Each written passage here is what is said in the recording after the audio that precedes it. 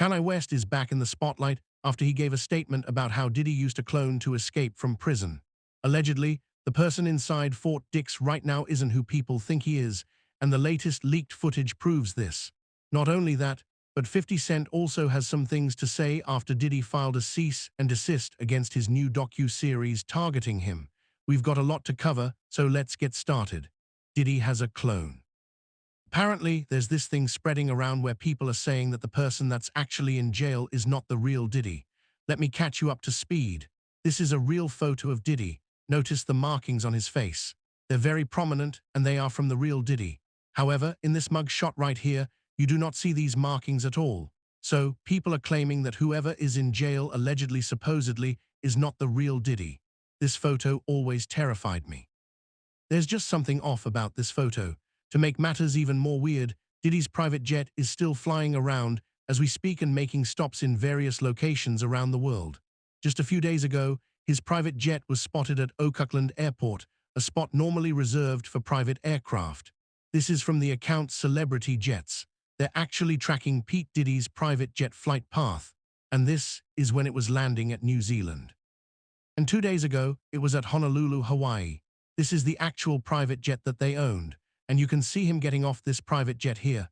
TMZ recently released leaked footage showing Diddy inside Fort Dix interacting with prisoners, and like always, this footage created more questions than it answered. Fans noticed that the person who was inside Fort Dix looked distinctively different from Diddy. Different moles, different facial structure. It felt as if someone had tried to copy Diddy but forgotten a few denials.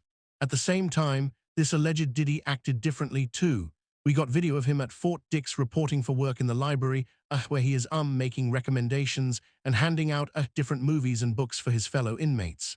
I'm really fascinated just by the library itself. You're seeing him here. This is him reporting to work, taking off his jacket. Yeah.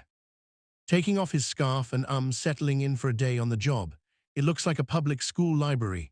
Yeah, it's this was the chapel, and this is the media library in the chapel, which is where Denny's currently working. He's working in a Life Connections program, which is an 18-month program that helps rehab people and get them closer to spirituality to charity groups. And with that it will shorten his sentence. But in this media library, he helps inmates with religious material, rent out movies, that kind of stuff. You see him put a TV on it. Yeah, I mean he was in the laundry room when he first got there. This got his first assignment. This got to be a promotion. It feels like a promotion. It feels like maybe he tried the lunchroom and then put in a request for something different. Yeah, it does. It does sound like he used maybe possibly some connections to get a better job. Some fans started to dig deeper and they saw how Diddy's private jet was making international trips at the same time. Diddy is facing hundreds of civil cases and several new criminal investigations. He's in prison, so who is using his private jet? People began comparing travel logs and court timelines, noticing that the aircraft was supposedly flying to destinations connected to business interests, offshore locations, and even entertainment hubs. All the places Diddy would have gone, while Diddy himself was locked up. Behind the explosive documentary is Colmaz's longtime rival, Curtis 50 Cent Jackson, and director Alexandria Stapleton. How did you get that footage of Diddy? I fig most journalists would not disclose their sources. The recordings give viewers an intimate look at Cole's mindset ahead of his criminal trial, even conversations with his legal team. Does he know you'll have this in the doc? I would doubt he knows. So when this airs, that'll be the first time that his legal team, Diddy, that everybody knows that this footage is now seeing the light of day, perhaps. What was he intending to use it for? I have no idea what he was doing that for. I mean, you're talking about a man who films himself doing everything and has for decades. I think he wanted someone to be behind the scenes with him. Kamez's team firing back in a statement to NBC News today, saying the Netflix so-called documentary is a shameful hit piece and that they relied on stolen footage that was never authorized for release. His team sending a cease and desist to Netflix. Netflix referring NBC News to a statement from Stapleton in which she said they lawfully obtained the footage. This is where Kanye steps in. Last year, Kanye exposed his handler Harley Pasternak, a yoga instructor that was connected to the government. Kanye said that everyone in Hollywood has a handler, and that if I ever disappear and come back, it's not me. Diddy disappeared from the public spotlight completely for almost 2 years, and now he's back, and he looks and acts completely different while someone is using his private jet to do everything the old him would have done. Harley Pasternak has been working with every celebrity from Ariana Grande to Jessica Simpson, from Mac Miller to Brittany Murphy. This man is everywhere, and there are major red flags. Like, why is an ex-government defense agent working as a nutritionist for the biggest celebrities? It really appears that Harley is a handler, and that's why celebrities like Kanye West has exposed him. For example, Kanye shared text messages showing Harley threatening him to drug him up like a zombie, send him away to a hospital, and keep him away from his kids. There's also the fact that Kanye was supporting Diddy from day one at his trial and even showed up in court. Kanye West showed up to support Diddy one day after his name was mentioned in the trial. During his visit, Kanye even met with Christian and told him how he was going to do whatever it takes to help Diddy. Yeah, and when you say you wasn't invited to these parties, obviously Cat Williams and talked about these parties people. I don't know if it's a party, I'm saying that metaphorically, you know what I'm saying. But you've heard about the parties that everyone talking about, but you've never got invited to them. So I don't know, I don't even know what the part that's how far out of it I am, I don't know. But people call me Illuminati too. It's like, call me what? Okay, cool, I'm an Illuminati, whatever it is. It's like whatever the I don't care. I really don't give a, there you have it. In the middle, Kanye West.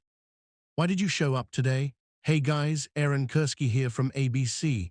As if the trial of Sean Combs needed more spectacle. In walked Kanye West. He was inside for about 20 minutes. He didn't get into the courtroom. The guards made him go through security just like everybody else. He had to check his phone, and then he was taken up to the 24th floor to the overflow room.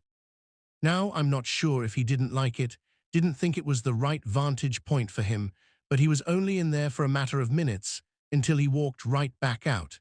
He was wearing this white maybe canvas suit, and he told us that he was here to support Sean Combs. We're not sure that Cole's legal team wants him here for support or if he came on his own volition, but it certainly was a moment while testimony was going on from Sean Combs's former assistant, a guy named Jonathan Perez, who was with him from 2021 to 2024, said he set up hotel nights that he referred to as King Nights, brought the lights, brought the astral glide, brought the baby oil. The jury saw a lot of pictures today too of things seized from Combs's Los Angeles mansion, 900 bottles of astrolide lubricants. According to the HSI agent on the witness stand, the jury saw boxes of it all stacked up in Cole's garage. A few days after this, Kanye actually talked to Diddy and even posted the conversation they had on the internet. This is where things start to get weird. Kanye was 100% on Diddy's side, but right after he talked to Diddy, he just completely stepped back.